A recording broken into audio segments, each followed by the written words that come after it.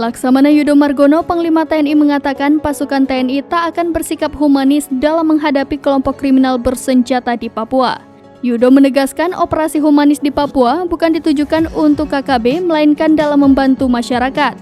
Ia menjelaskan maksud dari bersikap humanis tersebut adalah jajaran TNI yang siap sedia untuk membantu aktivitas masyarakat. Namun di sisi lain, pasukan TNI yang ada di lokasi juga diminta untuk mempertahankan naluri tempur. Sehingga jika sewaktu-waktu ada kontak tembak, maka pasukan TNI di wilayah terdekat sudah siap tempur.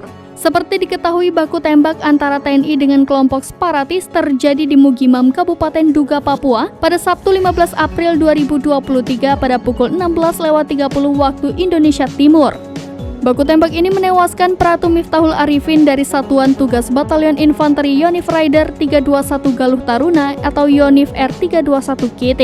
Kepala Pusat Penerangan TNI Laksamana Muda Julius Wijoyono mengatakan, peristiwa penyerangan itu terjadi ketika Satgas Yonif Rider 321 sedang mendekati posisi penyanderaan Philips. Akibat penyerangan tersebut, Pratu Miftahul Arifin terjatuh ke jurang dengan kedalaman 15 meter. Setelah itu, lanjut Julius, terjadi serangan lanjutan dari KKB terhadap Satgas Yonif Rider 321. Julius mengatakan bahwa lokasi pilot Philips sudah diketahui lokasinya. Operasi pencarian makin terfokus tetapi terkendala cuaca.